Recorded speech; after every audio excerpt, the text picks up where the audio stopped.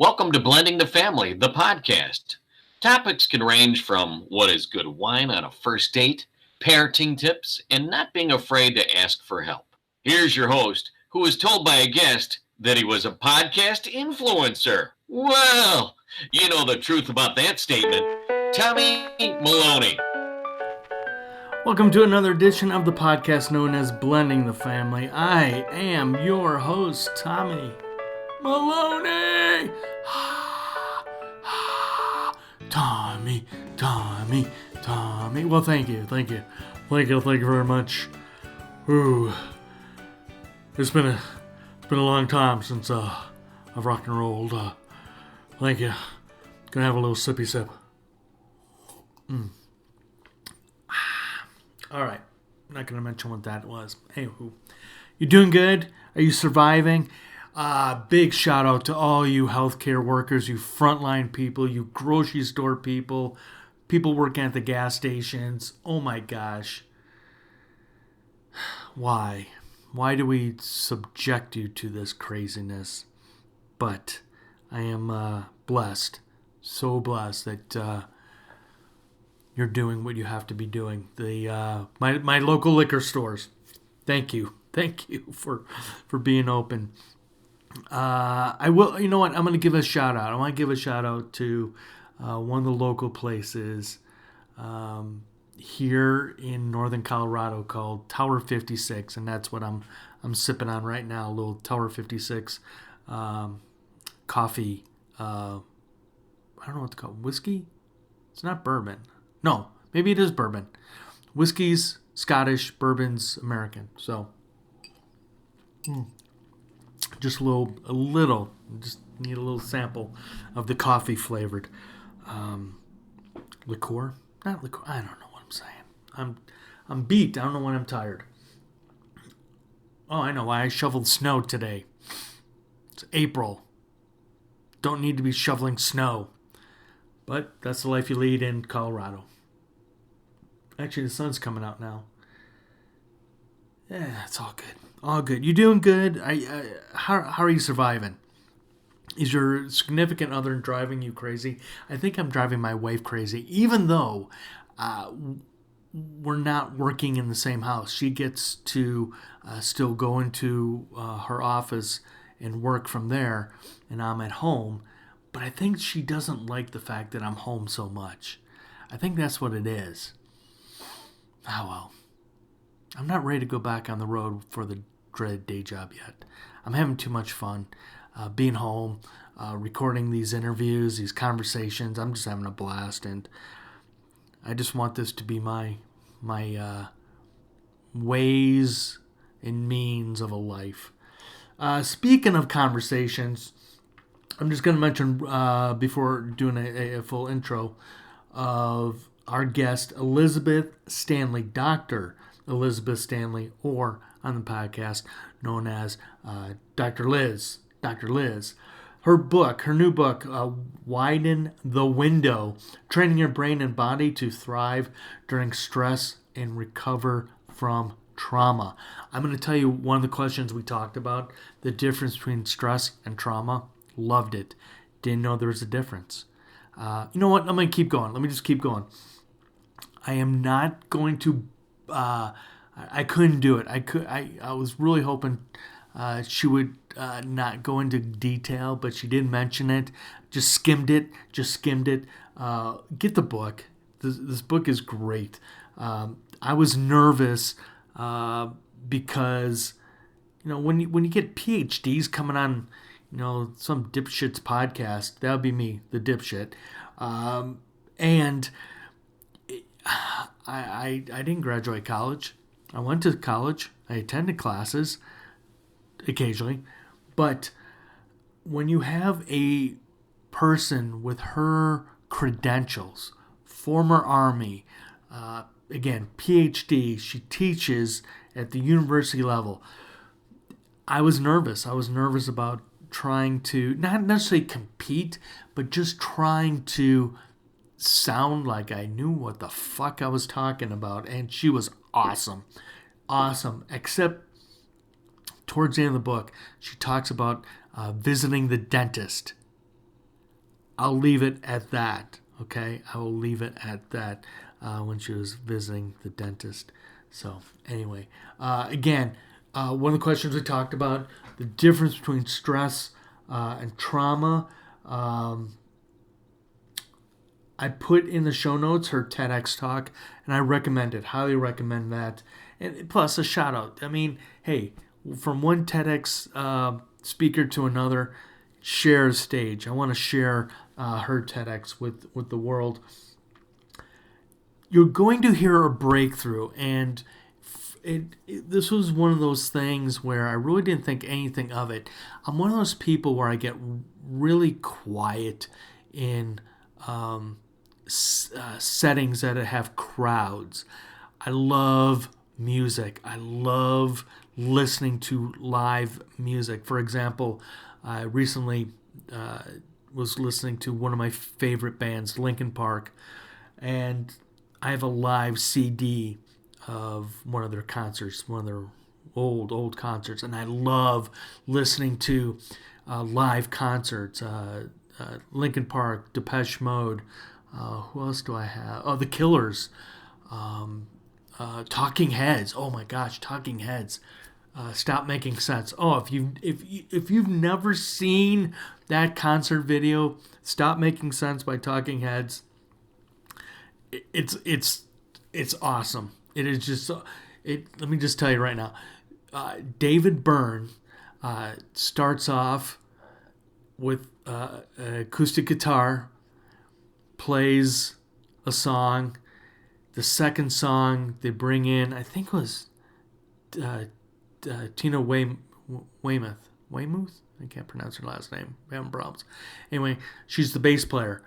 And then from there they bring in, I think Chris, the drummer. I'm drawing a blank. But every song they bring in a different band member until finally they have the whole band there. I mean, Stop Making Sense, Talking Heads, one of my favorite concert movies. I'm going to keep going.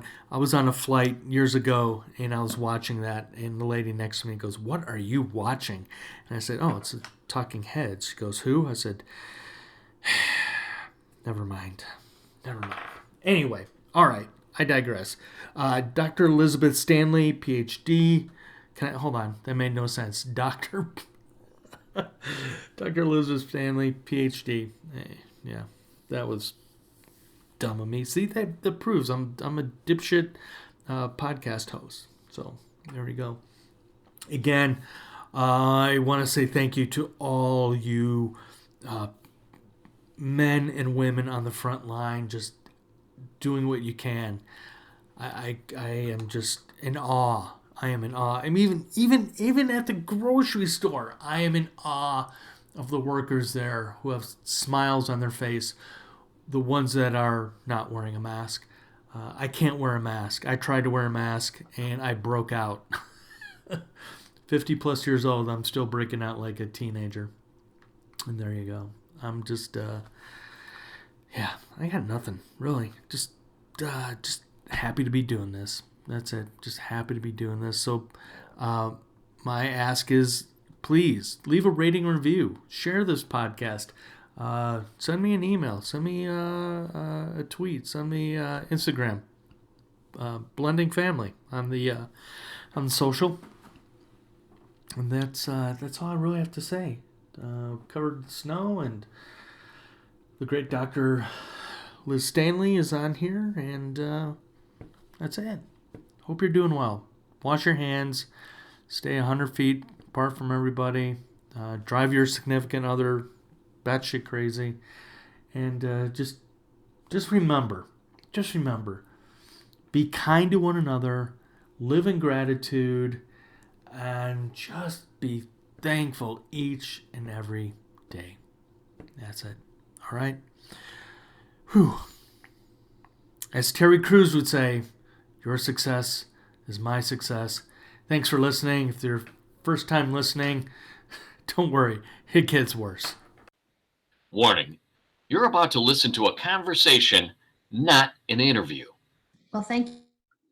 I'm for me today and for us to have a chance to talk about this topic during such a stressful time on the planet. It feels really, even though it's shifted from when we were first thinking about it, in some ways it's better that we're having the conversation now. Well, I hope after the listeners listen to this that they'll be less stressful, because there's so much value in your book that I really feel that it's a good time for your book. In the way the world is. First thing, though, Dr. Liz, I want to say thank you for your service. Oh, thank you. My wife was also in the Army, so I have to make sure that kudos go out to you Army vets. Well, there are a lot of men and women who are still serving today, and I really enjoyed my time in the service. It was some of the most challenging and also most rewarding years of my life. Well, I want to really get into the book, Widen the Window. And one of the first things I want to discuss with you, because after going through your book and reading your book, the first thing that I started to read, I started to think about more and more. And if you want to put me on the virtual couch, you have my permission anytime to psychoanalyze me, because I'm an open book, Dr. Liz. Okay.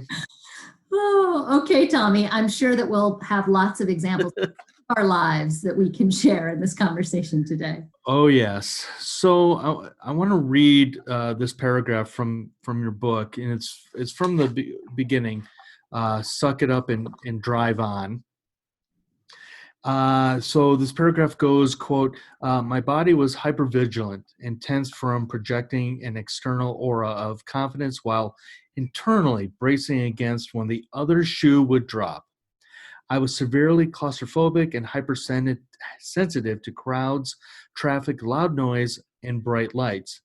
Between insomnia and terrible nightmares, I rarely slept. Two things popped into mind, because I don't do well around crowds. I get claustrophobic, but there was a memory that popped in my head when I was reading this a couple of times. Why possibly I don't like crowds, and that is when I was very, very young. I was my parents are divorced. And so I was visiting my dad, and we were off of Lakeshore Drive in Chicago. If anybody from Chicago knows where Oak Street Beach is, that's where my dad and I were. And somehow we got separated. And I really didn't think about that at all until I started reading that paragraph, Dr. Liz, and I'm going, holy crap, I think I've got a breakthrough. Wow, that is a really traumatic memory. Your young self was probably terrified in that moment. And no doubt that anytime you are in crowds now, that unresolved traumatic memory capsule does probably get triggered, which could hugely be contributing to your ongoing kind of claustrophobia. Does that sound right, though? I mean, absolutely. Okay. Yes, it very much could be. The way that, so in the book, as you know, I talk about the brain as having two parts. The thinking brain, which is the neocortex. It's the part of our brain that is responsible for decision making and reasoning and thinking and planning. It also controls willpower. And we usually identify with our thinking brain because we hear it all the time. It's that inner commentary of thinking and judging and narrating that we have going on all the time. But there's an other part of our brain, an evolutionarily older part. And in the book, I talk about it as the survival brain. It's the older parts, the limbic system in the middle of the brain, the brainstem and cerebellum at the base of our brain. And this part of the brain is, it's what controls stress, it's what controls trauma, it's what controls emotions. And when it's working, it's happening all the time, automatically, pre-consciously. And its whole function is to keep us safe. It's trying to rapidly appraise for threats. And isn't verbal. We don't hear it in our brain. We only can see the effects of the survival brain in our physical sensations and in our emotions. And so when the survival brain is in a situation where it feels threatened or challenged, like you were when you were separated from your dad, I mean, that was a big abandonment for your young self. That was a big, big deal. In that moment, the survival brain was kind of recording everything that was going on in that moment. The fact that you couldn't see your dad, the fact that you're surrounded by people, you probably had a rapid heart rate and sweaty palms, and your mind was racing. All of those things together got saved in your unconscious implicit memory from that event. And now today, whenever something kind of triggers that, if that hasn't been resolved yet for your survival brain, it's going to trigger that same level of very intense anxiety that you felt as this very young boy. And that's how, it's the same principle like when someone who has experienced gunfire, like in combat or, a gang violence or a mass shooting event, and then later on, a car backfires nearby them and they kind of get startled.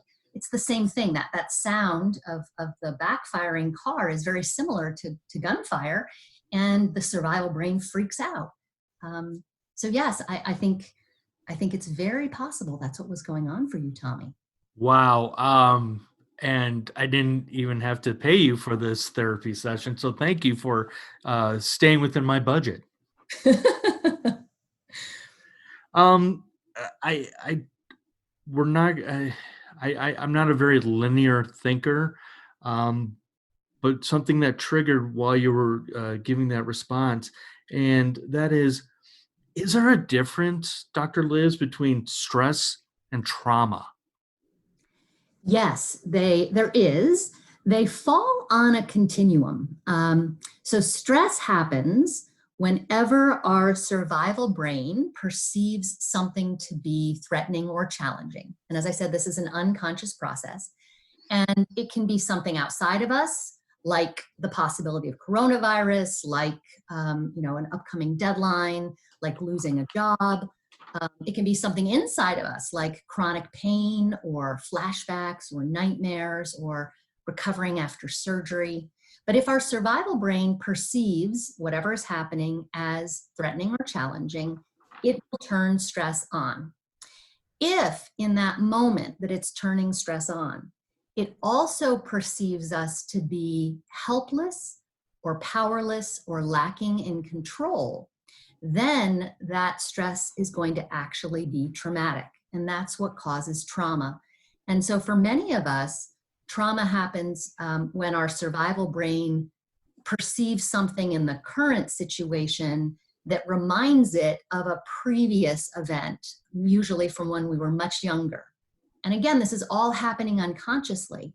And so this is the reason why something can happen that for one person is only stressful, but that for somebody else, it might be very traumatic, because we each have different conditioning in our survival brain. It's the result of all of our life experiences until this point. And that's one of the reasons I wrote the book, was to help people understand how their survival brain is doing this process all the time, but then also to help us learn how to access choice even during stressful or traumatic events. Because when we feel like we have choice, that there's something that we can do, it makes it much less likely that we have trauma and that we only experience stress. They are on a continuum, and we want to try and stay on the stress end, not the trauma end, as much as possible. I want to stay on the topic of conditions. And one of the questions I received that I really liked, and I really want to bring this up, is why do parents have such a huge effect on whether their kids experience stress, anxiety, depression, and trauma? And what can parents do to help set conditions for their kids to build resilience. And I just want to add to, because what is going on with the world right now with the uncertainty of Yes. day to day, Dr. Liz, how can we parents um, help our kids get through this? I mean, their world is changing. I have a senior bonus daughter. We were just talking before you and I started this conversation. She doesn't know if she's going to have a graduation. They're thinking about maybe having a prom. How can we help our kids through this uncertainty where we're not, as the adults, Dr. Liz, we're not, freaking out and showing too Yes. much anxiety and just craziness? Yes. So there are kind of two different questions in there, Tommy, and I'd like to take them in turn. Can we talk about the coronavirus and what to do today? And then we can talk about also how parents affect their kids' windows and their kids' ability to be resilient. Yeah, that'd be great. They're kind of two different things, but and I think they're both really important right now for us to be talking about. So when our thinking brain doesn't have enough information to plan and accurately predict and prevent unwanted things from happening, like possibly losing a job, like possibly getting sick, like possibly having someone close to us get sick and maybe die. These are really potentially big uncertain events.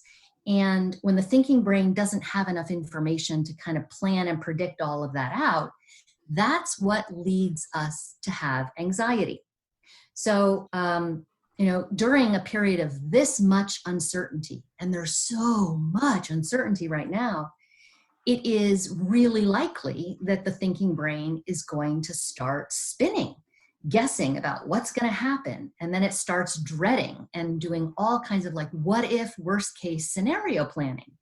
And it wants to watch the news 24/7, and it wants to Google, about the statistics or what to do. And it wants to, be on social media and keep gathering information. So this is how the thinking brain tries to cope. But as it's doing that, it's just turning stress on. It's making the survival brain freaked out, and it turns the stress on, and it never turns it off. And this is what leads us as adults to then get stressed, to feel anxiety, to feel fear. And as that begins to kind of build without us recovering from it, then eventually our thinking brain functions, our thinking, our planning, they start to get degraded.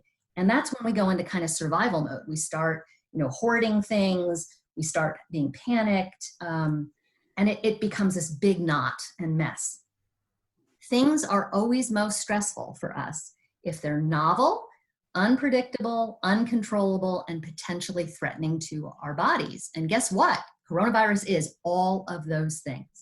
So the most important thing that the adults can do is to understand this and to realize, first, just acknowledge when we are stressed, when we are experiencing anxiety, so that we can learn to direct our attention in ways that are going to help the survival brain feel safe and stable enough that it can turn the stress off.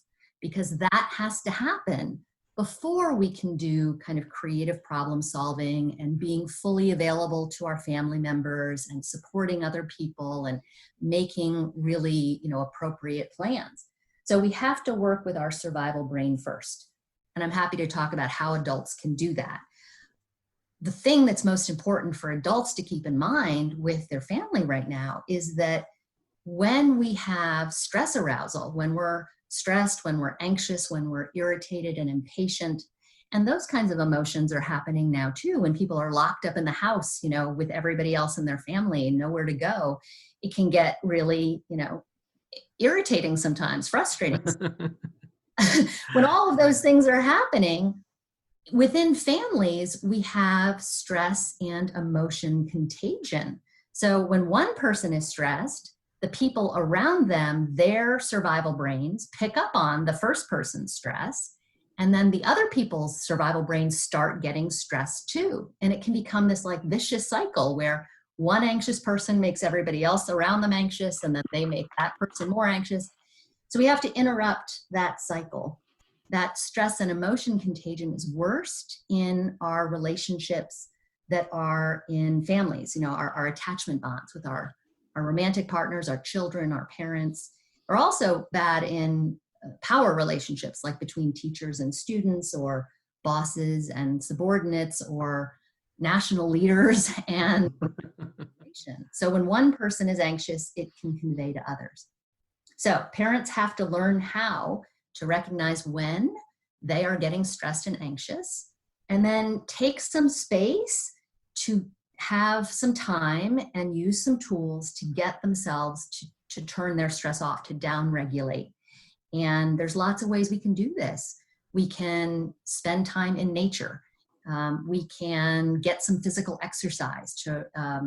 Cardiovascular exercise is really important for helping to discharge stress.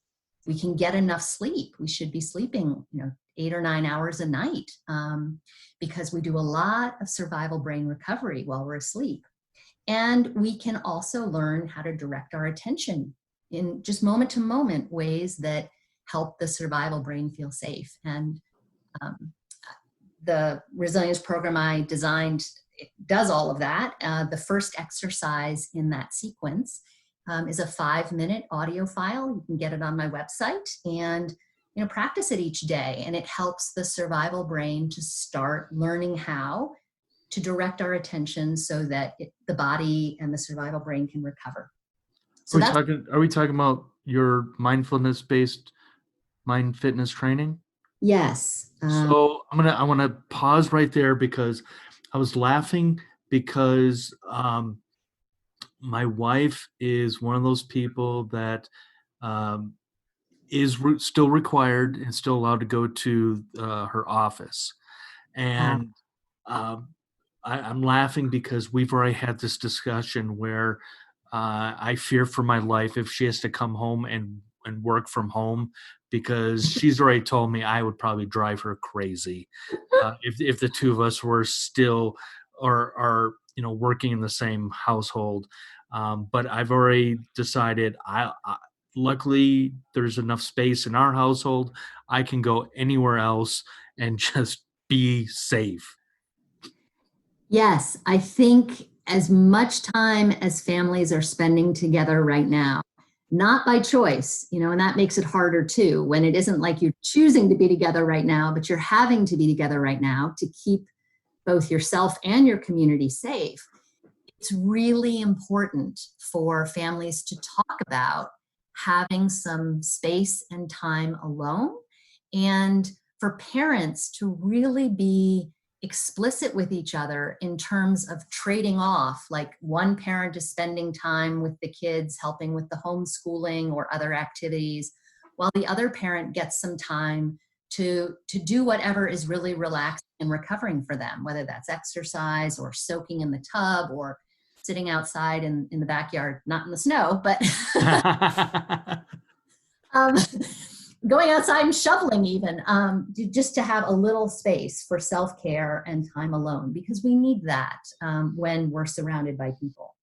And then the parents need to also kind of explain how this works to their kids and help their kids realize that for their kids to be resilient and for their kids to widen their window of tolerance to stress, they too need to be getting enough sleep and getting enough physical exercise and having some time for just free play that, and spending time away from the television and away from their electronic devices, because, watching the news nonstop is very activating for the survival brain. And whenever we're on a device, whether it's our phone or the computer or watching TV or playing a video game, those things, that electromagnetic spectrum is actually really activating for the survival brain too. So we need time away from our electronics, even though we're stuck at home.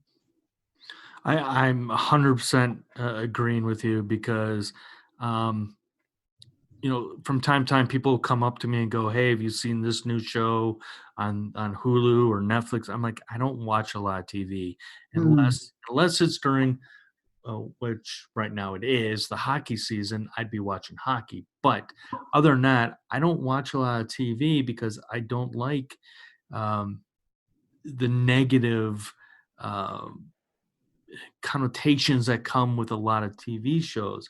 But I think this is a good segue to talk about why your program is really, really important of the mindfulness-based mind fitness training. Say that 10 times fast. I can't. We don't usually say the whole thing out. We usually just say the acronym MFT, and the way we pronounce that is MFIT, and it's much easier to say 10 times out loud. Thank you. So as you shared at the beginning of our conversation, that clip about my own life, I want to fill your listeners in a little bit on my life. Like many people, I experienced a lot of childhood trauma and adversity, and several, shock events, including a rape before I went to college. And then when I was in the Army, I experienced a lot of chronic stress from military training and multiple deployments. And I even had a near-death experience when I was in Bosnia. And so by the time I left active duty and I was in graduate school, and the way I coped with all of that is, as you said, from that suck it up and drive on section, I come from a long military family, and I had been socialized to push it aside, to shove it under, to compartmentalize and keep going. In the Army, we call that suck it up and drive on. And I did that for, more than 3 decades. And by the time I got to graduate school, my body was just done. It had had it. And that's when it all started, all of that chronic stress and trauma that I had never healed, I'd never recovered from. It started coming out sideways in physical illnesses, in depression and PTSD, and eventually in losing my eyesight. I had Lyme disease, but I didn't know it. They couldn't figure out why, and I lost my eyesight. And all of that was enough to sort of be a big wake-up call. And then in the course of my own healing, I realized that a lot of the tools I had used could be put together in a way to help other people. And that's when I designed MFIT. And we spent a decade testing it I taught it and other trainers taught it in the military to troops that were preparing to deploy to Iraq and Afghanistan. And all of the scientific research about it is available on my website. It really works. People who did the program were sleeping better. They had better cognitive performance. They showed improvements in immunity and resilience in their blood biomarkers. And they saw real shifts in their emotions and in their stress levels. So I wrote this book to share kind of what I learned from that whole process. And it has my story and some stories of the men and women I trained. I just recently finished filming. I'm working with a Colorado company actually called Sounds True. And we just finished filming for an online version of the MFIT course, and it's in post-production now. It will be available for people anywhere in the world to take the 8-week course online starting in October. Wonderful.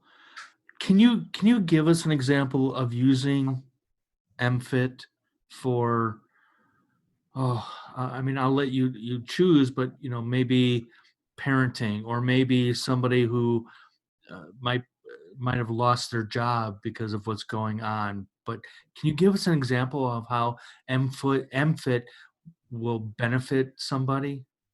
Yes. So the big principle on which MFIT is based is that wherever we're directing our attention, either consciously or more often unconsciously, when our mind is racing unconsciously, it's thinking about our to-do list, it's worried about something happening, it's remembering something that was painful. Often we have these mind habits that are just playing along unconsciously. We're not directing them, they're just happening. But whichever way, whether we're directing our attention consciously or it's being directed unconsciously, wherever it is being directed, it has these tremendous ripple effects into our survival brain, into our autonomic nervous system, and into our body.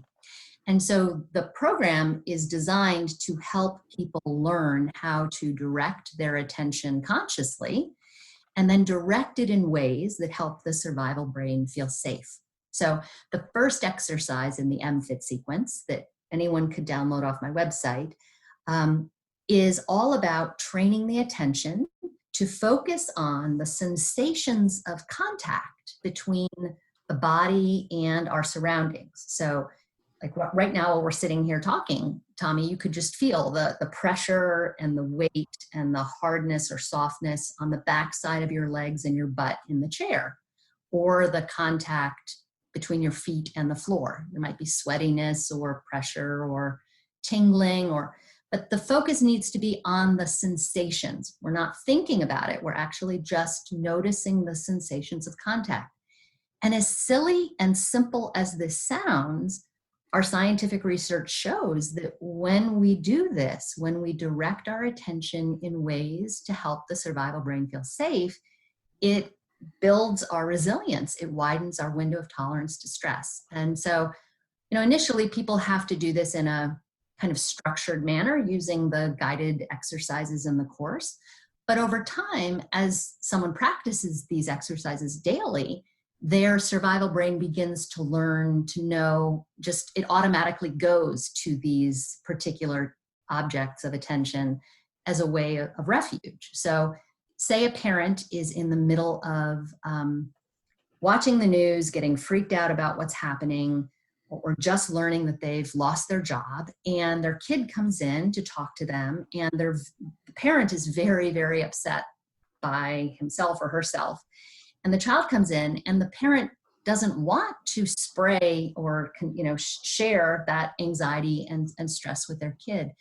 If someone has learned how to do this, they could calmly say to their child, "You know what, honey, I need 5 minutes. Can I come find you in 5 minutes? I just need 5 minutes, and then I'll come. We'll connect then."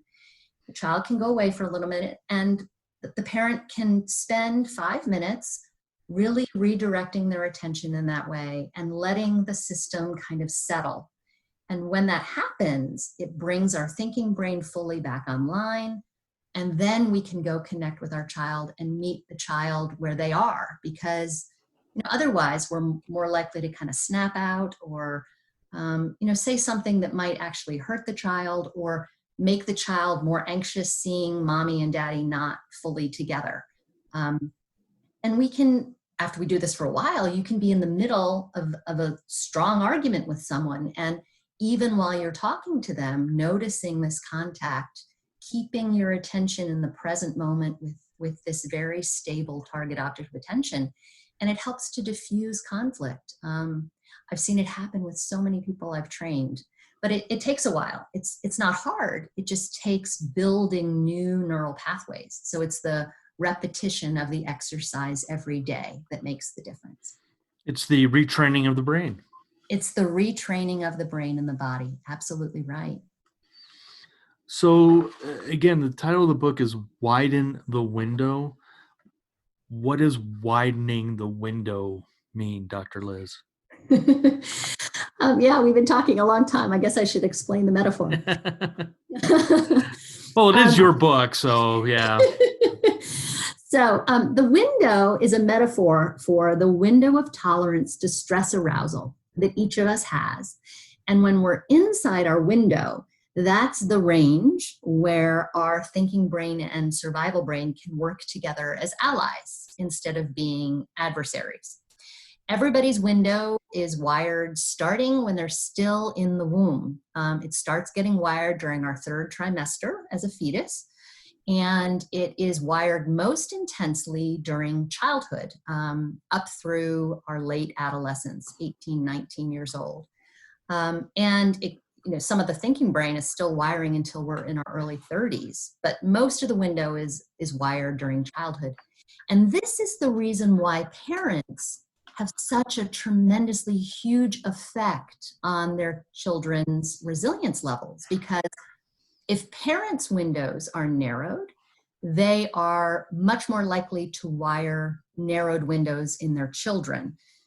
Conversely, when parents are very resilient and have wide windows, they can help their children wire wide windows. So everybody's window can be narrowed, either during childhood adversity or during shock trauma events like losing a job or losing a loved one or a terrorist attack or combat or rape. But most importantly, everybody's window can also be narrowed with everyday garden variety chronic stress, like not getting enough sleep on a regular basis, or having to cope with a lot of different responsibilities at home and caregiving and work. And, I lay out all of these different ways the window can get narrowed in the book. But the reason I chose the title of Widen the Window is, luckily, everybody's window can be widened with training and with habits that support widening the window. And we've talked about some of them today: exercise, sleep, eating well, having strong social connections on a regular basis. And it's really important to have a wide window during times like this, because people with wide windows have stronger immunity. They are much more tolerant of uncertainty, and this is such an uncertain time. They're so much more flexible when things are difficult or life throws a curveball. They're more comfortable with change. And perhaps most importantly in this challenging time, they're most able to give and receive social support. So I have 8 chapters in the book, all focused on how to widen the window, because I really would love to see people be able to, create those changes in their lives and then have the ripple effect of creating positive changes in the lives of their families. Just like the butterfly effect. Exactly. I do want to stay on the topic of childhood adversity because, well, it is chapter 7 of the book. But the pathways to narrowing the window, because a lot of the listeners here are parents, be it divorced dads, divorced moms.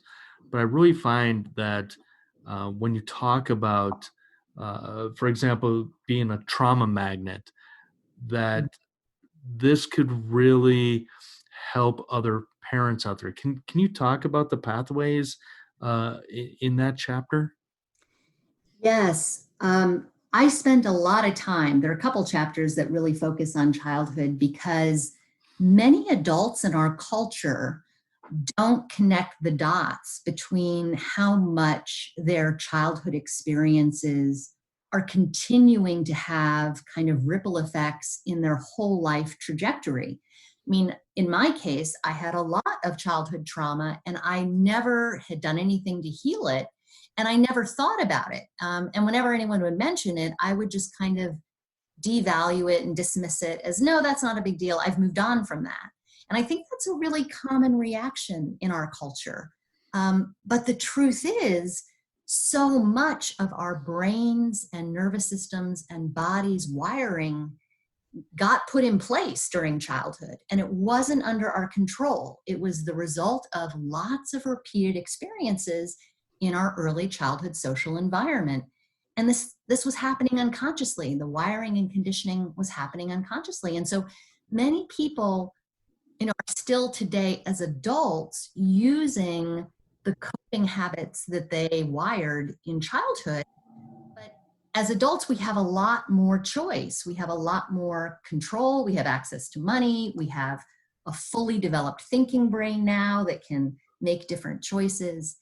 And so I spend a lot of time in that chapter looking at all of the different neurobiological mechanisms of how childhood adversity wires us in ways that really make us more susceptible to stress and trauma and anxiety and maladaptive coping, like tobacco and alcohol and other substances and adrenaline-seeking behavior. I mean, it was just mind-blowing to me when I was doing the research for the book, all of these really important ways that the childhood adversity changes the way our brain is structured and functions. It changes our immune system. It changes our nervous system and our ability to relate to others and how intimate we can be, how comfortable we are with emotional intimacy with other people.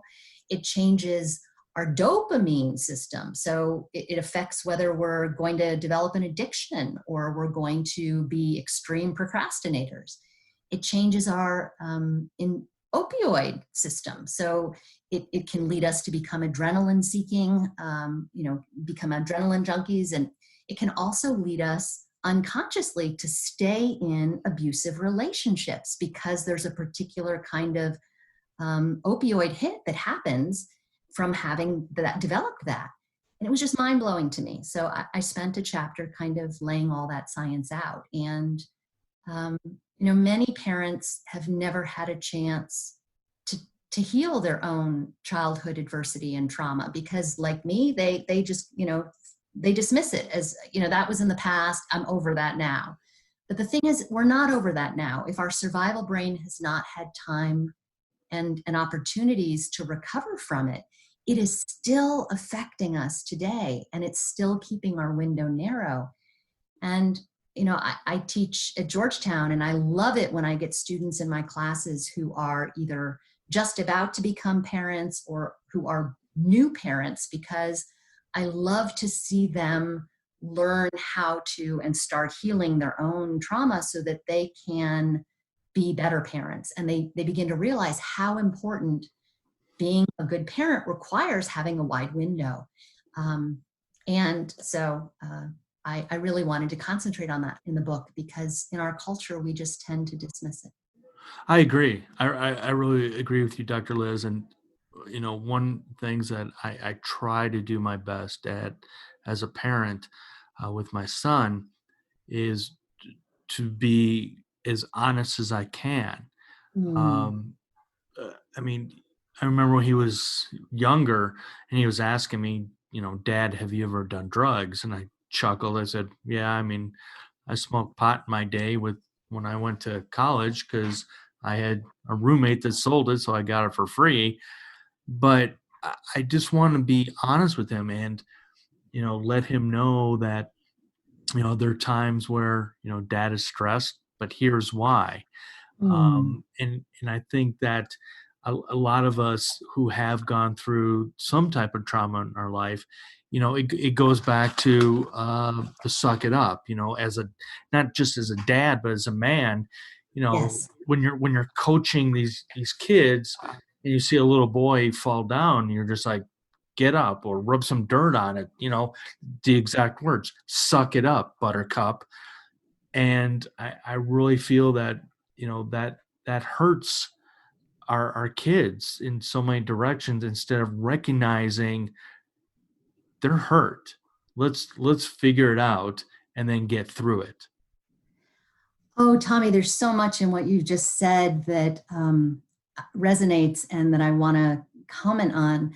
The first point is just how wonderful that you are honest with your son and that you are modeling to him, embodying to him that you are aware of what's going on in yourself and you're owning it and you're telling him. Because I know so many parents that I've worked with who have the very well-meaning but really misguided assumption that as parents, they're supposed to be hiding their feelings, they're supposed to be hiding their stress, and that they're supposed to be always holding it together, and that is going to be better for their kid. But the problem is the children's thinking brains might agree with that, but their children's survival brains are picking up through this unconscious stress contagion and emotion contagion through that resonance, picking up underneath that things aren't okay with mom and dad right now. And so if mom and dad say, nope, things are fine, there's nothing going on, but underneath that is all there, that's really confusing for the child's survival brain. And it isn't helping them to develop patterns to know that it's okay that we have emotions. It's okay that we get stressed. And then to know how to work with it in a skillful way. So I'm so happy to hear that you are honest with him and that you're showing him that, because that will help him not kind of embody the very common male pattern in our culture of, just disowning what's going on and then inadvertently, externalizing it or, somatizing it where they, make physical illnesses because they're not attending to it. So that was one thing that I thought of as you were speaking. The other thing that I wanted to say is that I lost what I was going to say. The other thing. That happens to me all the time. Lost it. Well, here, let me just say the reason why I'm very honest with my son is because, I've gone through many years of depression, and I want to keep an eye on it through him, is to make sure that, and this goes back to having honest conversations, and I've had honest conversations with him saying, if you ever feel down, blue, and I've even said, if you've felt suicidal, please come to me, because I've gone through that. I might not understand what you're going through, but let's get through this together. That's really wonderful. He's very lucky to have you. And it's the other way around, Dr. Liz. I think I just remembered what I was going to say. All right. Which is that you were saying how, boys are sort of told, suck it up, buttercup, and boys don't cry. And, most boys and men in our culture have been socialized this way to completely disown and compartmentalize their stress and emotions. And as a result, often men are only really able to access the one emotion that is socialized as appropriate for boys and men, which is anger. But often the anger is just hiding something else. And many of the men that I've worked with who have had depression, the way that it showed up for them was irritability. I don't know if that was your experience, but I think it's often the case that men just, that's how they were socialized. And so that's the coping skill they're still bringing now as adults.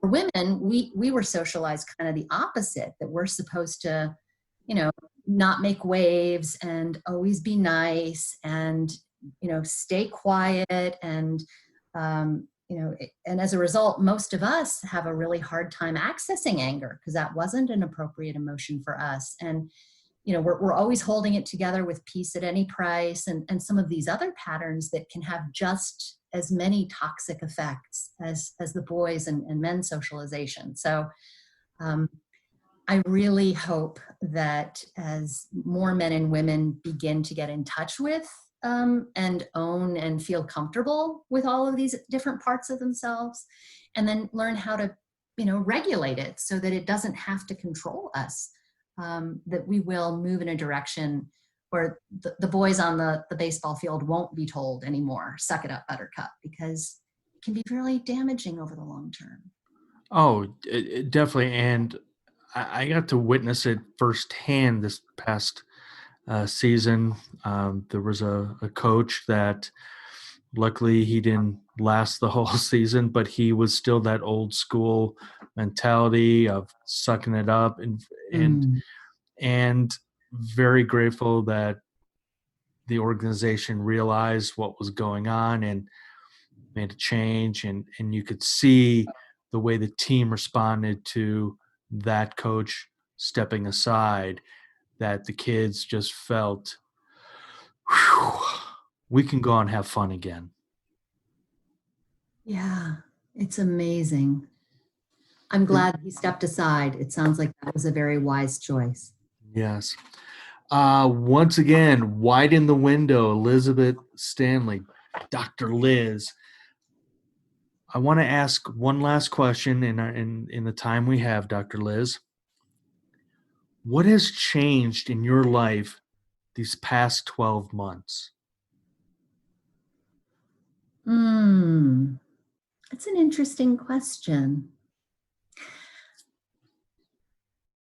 You mean since the book has been out or just in general? Wherever you want to go. Well, last summer, I discovered that my house had a mold problem. Yeah, last winter, I had several colds and bronchitis, and I had not had that much kind of sick respiratory illness in many, many years. I had lots of respiratory illness when I was in the Army, because that was one of the ways that my body was trying to show me how stressed I was, and that I kept compartmentalizing and shoving it under. So I'd been very healthy for a long time. And then last winter I had a number of colds, and I had somebody come in to check, and it turned out my HVAC system had mold in it. I had mold in the attic. And so I had to have a bunch of work done on the house. And it was really an important insight about how much some of the things that are causing our minds and bodies stress are entirely outside of our awareness. I mean, this was this constant environmental stressor that was, depressing my immune functioning and, causing problems for my mind and body that I wasn't aware of. And it was really just a great reminder of how much we are influenced by the environment around us, how much we're always resonating with the people and the environment around us. And it was expensive to do all the work, but I'm glad I did, now that I'm home all the time in this house, lockdown. So it was a great thing. So that was a big change. And then the other big change was having this book finally out in the world, and having a chance to talk to so many different people, on different podcasts and radio shows, and doing talks, and having people emailing from all over the world with their life stories, and how the book has kind of resonated with them. And to see that, I was nervous initially about sharing as much of my story in the book as I did. And I'm so glad I did, because I can just feel how, having done that, it's helping other people understand their own lives better. And, we're all human. We all go through these things. And it's just helped me realize how connected we all are. And even in this very, very challenging time of coronavirus, that our biggest strengths really come from inside and from our connections with others. And I feel like that part my life has really been strengthened by having the book in the world. I do want to say that you, like you said, you really did put yourself out there, especially between the beginning of the book where you're throwing up on the keyboard to the end of the book with your dentist. And I was cringing when you were going through that process. I'm going, I don't like horror movies, Dr. Liz. So when I'm reading that part about you at the dentist, and I'm just going, yeah, I just got to get through this. I got to get through this. I don't like horror movies either. And I'm so sorry that it felt like a horror movie reading it, but I felt like it was the best example of how someone who was really adept at resonance, my dentist was amazing about that, that it's the positive flip side of stress and emotion contagion. Just like someone who's anxious is really conveying their anxiety to everyone around them, someone who's regulated and empathetic has the potential to send such positive ripples into the world. We're always doing that. And so that was the best story to do it. I'm sorry, it felt like a horror movie. Like I said, I'm reading and going, oh, this is not going to go well. No. But it sounded like it was a huge benefit for you after the procedure anyway. Absolutely. Well, Dr. Liz, I want to say thank you so much. I want to let you know I had been really nervous about this interview because I get nervous around, and I've interviewed other PhDs because I'm just not a book person. I love reading, and I really enjoyed reading your book, but I always get nervous around higher educated people going, I'm just some goofball doing this podcast, trying to help other people out. And I'm going, oh, Dr. Liz, you don't know what you're in for. I think this has been a really fun conversation, Tommy, and I'm so glad we had a chance to have it. And your nervousness didn't come through at all to me. And I am really glad to have an opportunity to share some of these ideas. And I really appreciate your openness about your own journey too. I'm sure that that helps resonate for listeners, and it really makes it such a joy to have a conversation with you. Well, and like I said at the beginning, Dr. Liz, I am an open book. I'm very transparent, especially when it comes to things like divorce and uh, mental health, especially men's mental health and depression. So again, I'm very happy that you and I were finally able to do this, and I enjoyed your book, except for the dentist part. But other than that, I learned so much between that and actually, and I'm going to put this in the show notes, is your TEDx talk. I learned a lot about the brain and about um, more science. So I am very grateful that we were able to connect and to finally do this episode.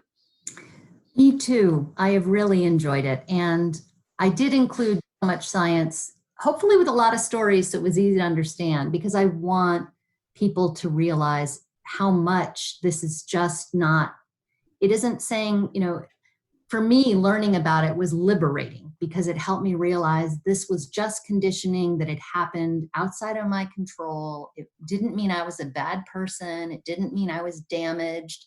It didn't mean I was broken. And, I certainly had those thoughts for many, many years, as the trauma magnet story tells. But I want readers and listeners with the audiobook, if they want to do it that way, I narrated the audiobook, that they can really realize that even though these events happened, even though this conditioning exists, we can change it. And thank you for taking time tonight. It was great to talk to you, Tom. Well, Dr. Liz, thank you so much. I'm gonna go put a glass of wine in me to try again to wash out the dentist visit. I hope that you have a lovely evening, and thank you again.